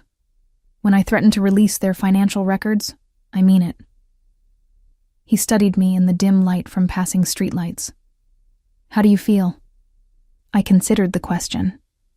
I'd faced my captors, or at least their employers. I'd spoken my truth, reclaimed some measure of my own voice. It should have felt satisfying, victorious even. Instead, I just felt tired. Bone-deep exhaustion that had nothing to do with physical fatigue, and everything to do with the realization that this would be my life now. Always looking over my shoulder, always dependent on Kellen's protection, always aware that people existed who saw me as a means to an end, rather than a person. I feel ready to go home, I said finally, then paused. Except I don't know where home is anymore. Kellen's hand found mine in the darkness between us, his grip warm and solid. Home is wherever you're safe. For now, that's with me. And that's okay. As the SUV wound through the Portland streets toward Kellen's house in the West Hills, I realized he was right. I didn't have to figure out everything tonight, didn't have to solve the impossible question of how to rebuild a normal life from the ashes of the old one.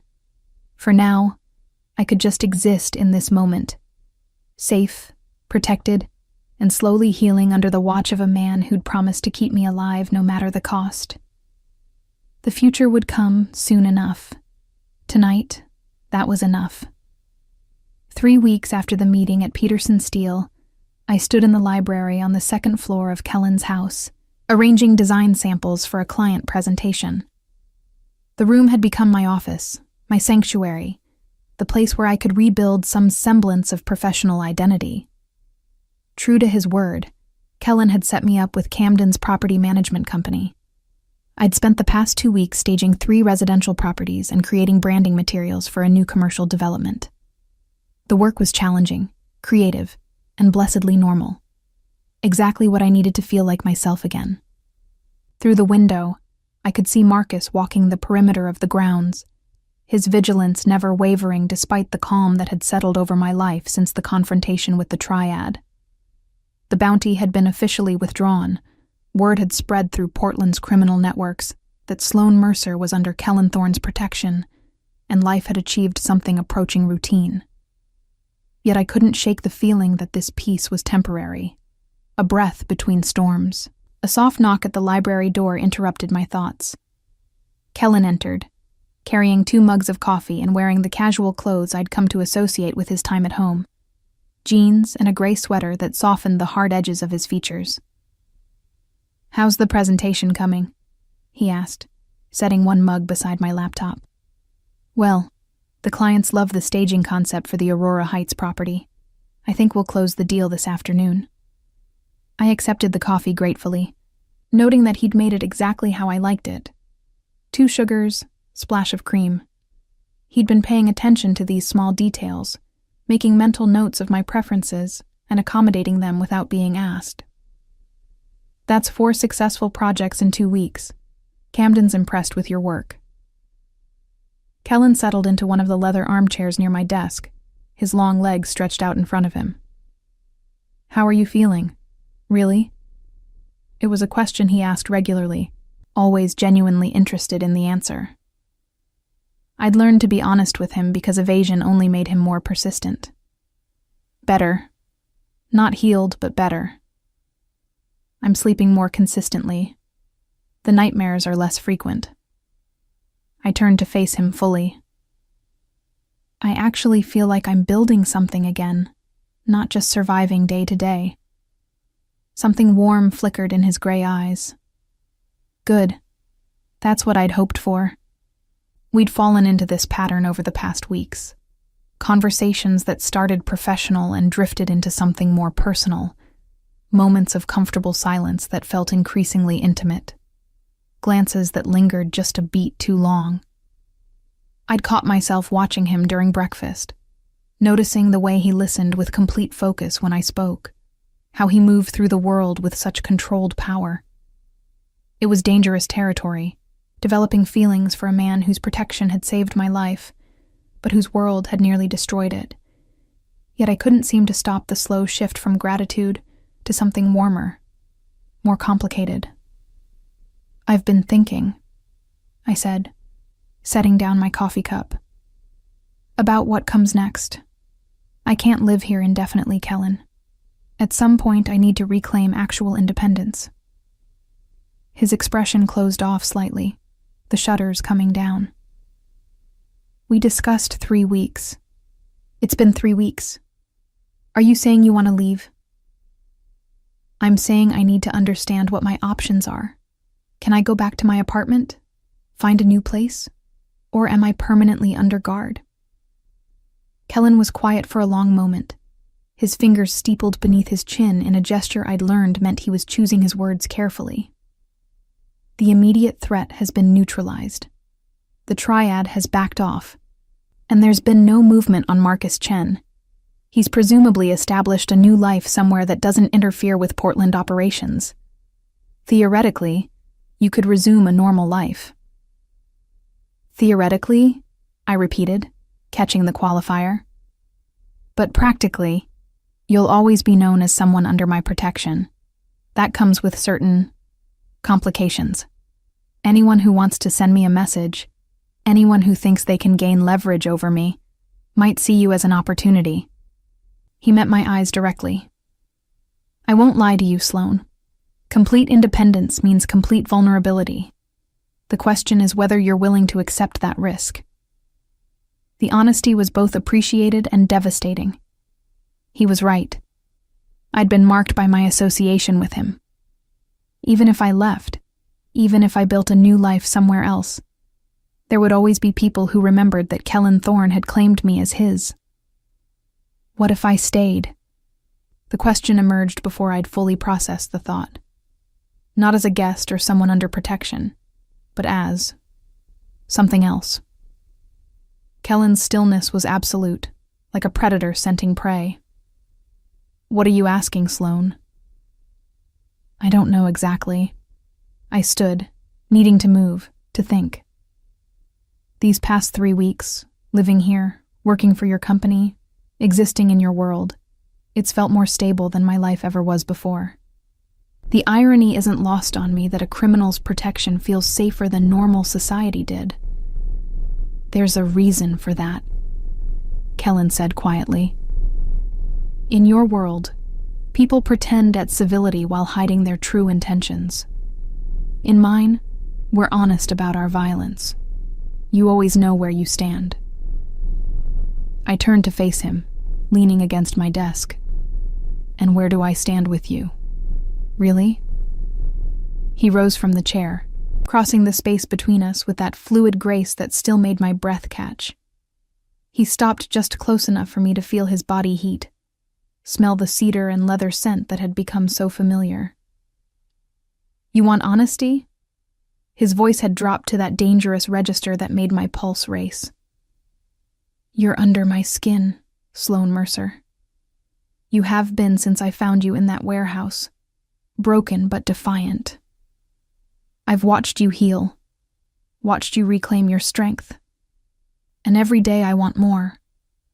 More of your time, your thoughts, your trust. more than I have any right to want. My heart hammered against my ribs. What are you saying? I'm saying that if you stay, it won't be as a guest or an employee or someone I'm protecting out of obligation. It will be because I want you here, in my space, in my life. His hand came up to cup my face, thumb brushing across my cheekbone with devastating gentleness. But that scares you as much as it attracts you, doesn't it? I couldn't deny it. The truth was written in how I leaned into his touch, even as part of me wanted to flee.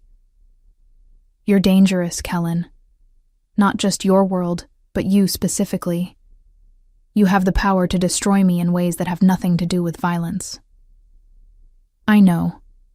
And you have the same power over me, which terrifies me more than I care to admit. His forehead rested against mine, our breath mingling in the small space between us.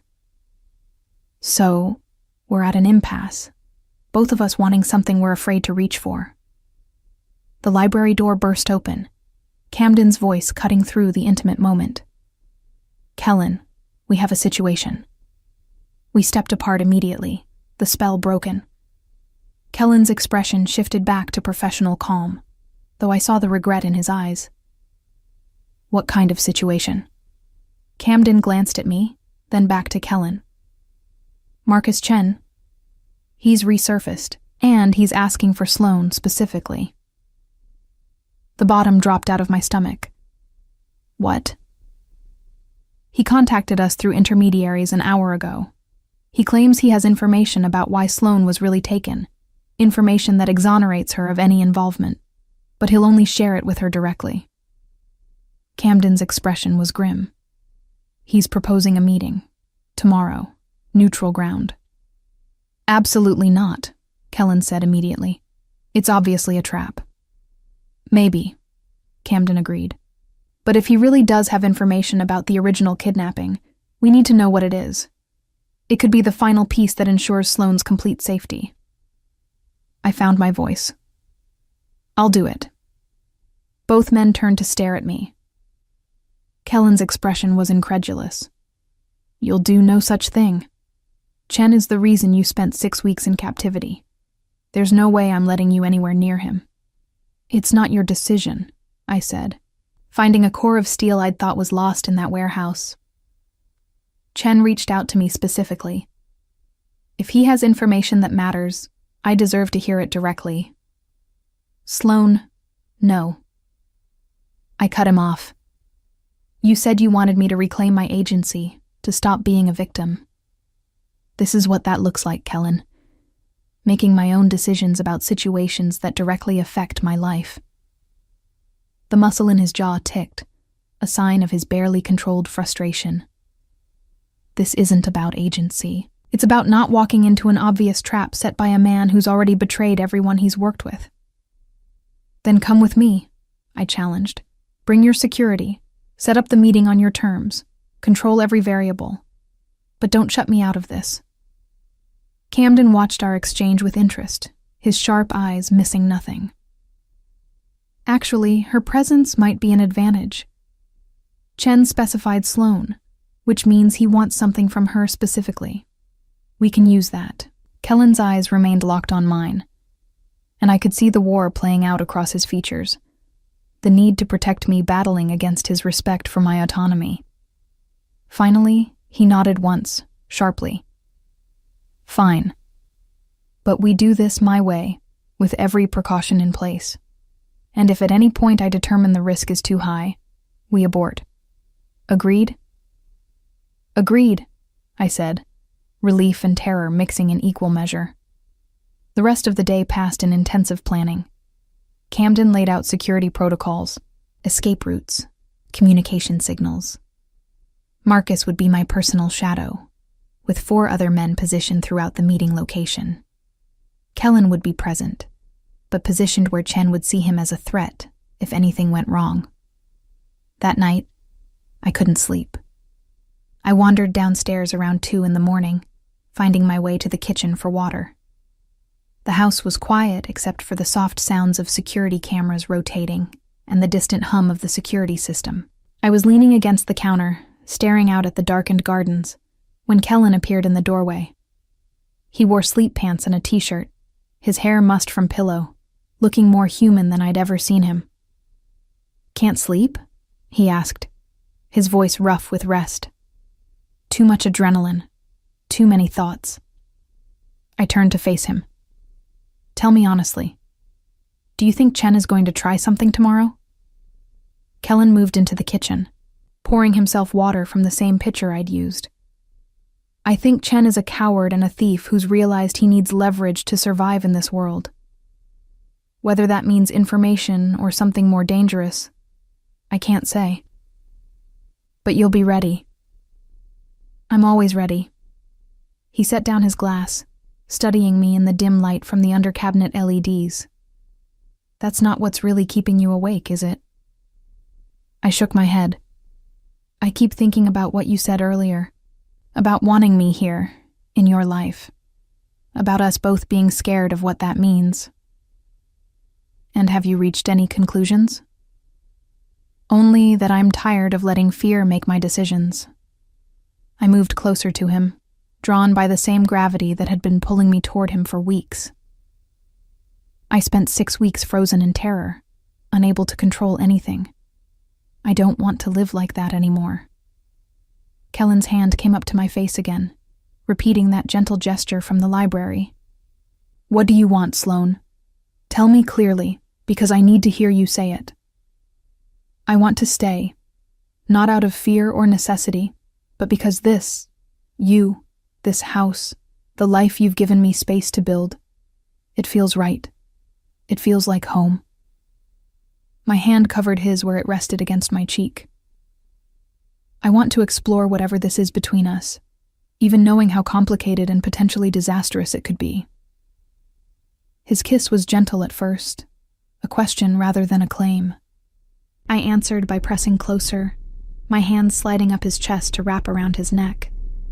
The kiss deepened, became more urgent, carrying weeks of tension and denial and mutual desire finally given permission to exist. When we finally broke apart, both breathing hard, Kellen rested his forehead against mine again. "We should take this slow. You're still healing, and I don't want to rush you into something you're not ready for."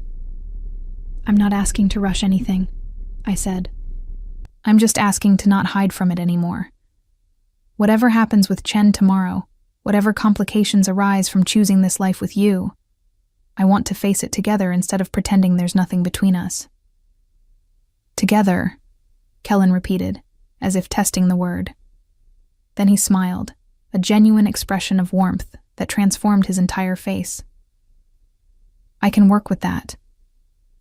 We stood in the kitchen for a long time, wrapped in each other's arms, not speaking, but not needing to.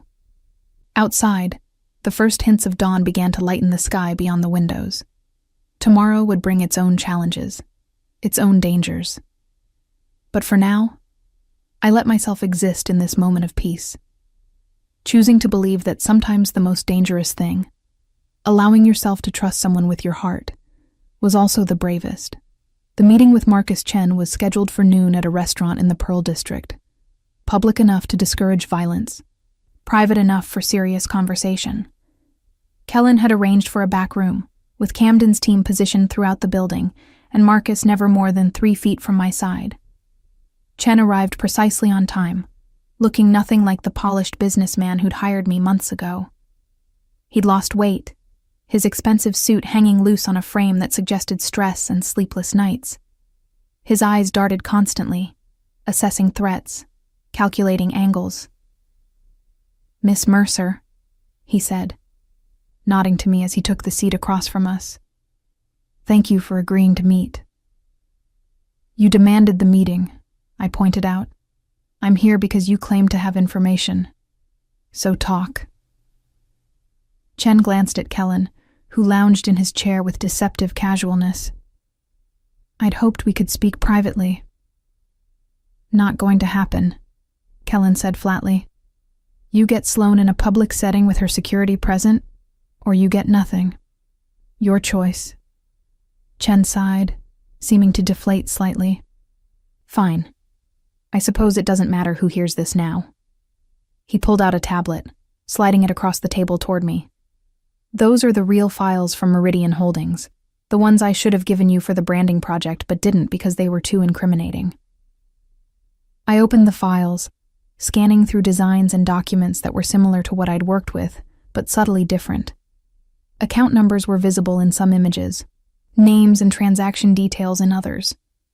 All the information someone would need to understand the full scope of the money laundering operation. "I never gave you these files," Chen continued. "I gave you sanitized versions, safe images with no identifying information. But I told the Triad I'd given you everything, hoping they'd believe you were an insurance policy, that if anything happened to me, you could expose their operation." Understanding dawned cold and terrible. "You used me as a shield without my knowledge or permission." "Yes." To his credit, Chen looked genuinely ashamed. "I needed them to believe I'd created a dead man's switch, someone who could destroy them if they came after me. It was supposed to keep us both safe. Instead, it got me kidnapped for 6 weeks," I said, fury burning through me. "Starved, restrained, threatened, nearly sold to human traffickers. All because of a lie you told to save your own skin." "I'm sorry," Chen said, and he sounded like he meant it. "I didn't think they'd actually take you. I thought the threat would be enough to make them leave both of us alone. By the time I learned what had happened, you were already in that warehouse, and I had no way to help you without exposing myself." Kellen leaned forward, his voice deadly quiet. "Why come forward now? Why reveal the truth when you've been safely hiding for months?" "Because the Triad won't let it go," Chen admitted. "They still believe Sloan has information, still see her as a liability. I've been getting feelers, inquiries about whether I'd be willing to confirm or deny her involvement." He looked at me directly. "I couldn't live with the knowledge that my lie was keeping you in danger. So I'm here to set the record straight, to provide proof that you never had any damaging information." "In exchange for what?" I asked, because there was always a price. "Protection," Chen said simply. "From Kellen, if he's willing to extend it. The same deal Sloan got, a chance to rebuild without constantly looking over my shoulder." Kellen laughed, the sound cold and without humor. "You expect me to protect the man whose lies nearly got Sloan killed? The man who spent months in hiding while she dealt with the consequences of his choices?" "I expect you to be pragmatic," Chen countered. "With my testimony and these files, you can completely exonerate Sloan in the eyes of anyone who matters. No more questions about her involvement. No more suspicion.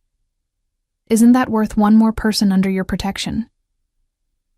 The calculation was written clearly across Kellen's face. Chen was right. His testimony would definitively close this chapter of my life, ensure that no one could ever claim I'd been involved in the original theft. "What do you think?" Kellen asked me, surprising both Chen and myself. "It's your life this affects most directly. Do we take the deal?" I studied Marcus Chen, this weak, cowardly man whose selfishness had derailed my entire existence.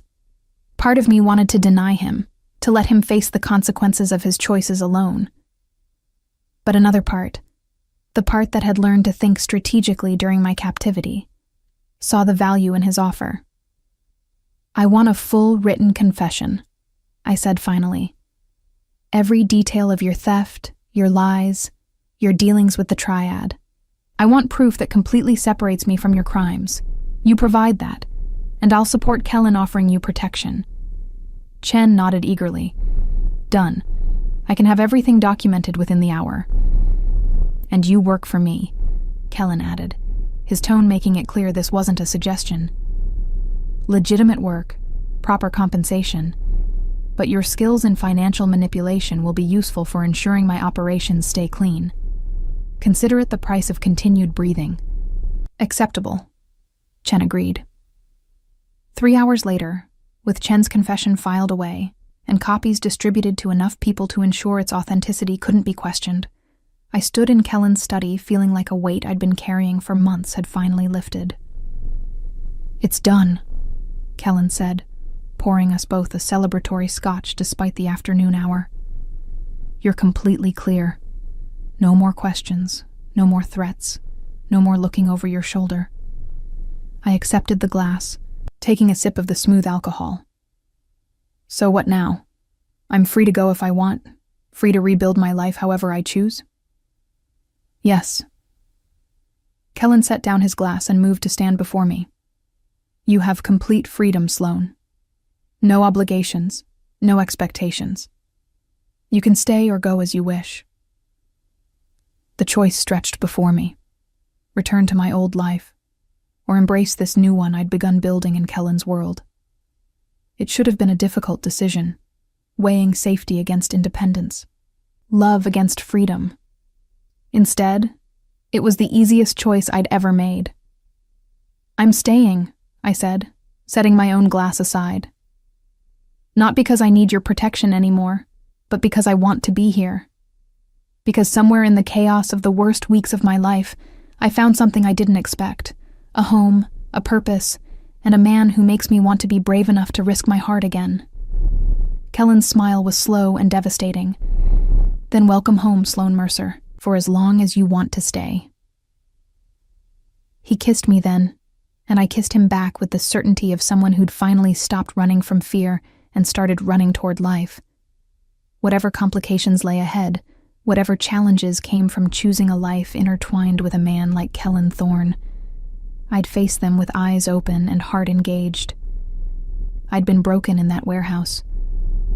But here, in this house, with this complicated, dangerous, surprisingly gentle man, I'd found a way to rebuild myself into someone stronger than I'd been before. Not despite what had happened to me, but because of it. Because surviving had taught me the difference between existing and truly living. And I was finally ready to live.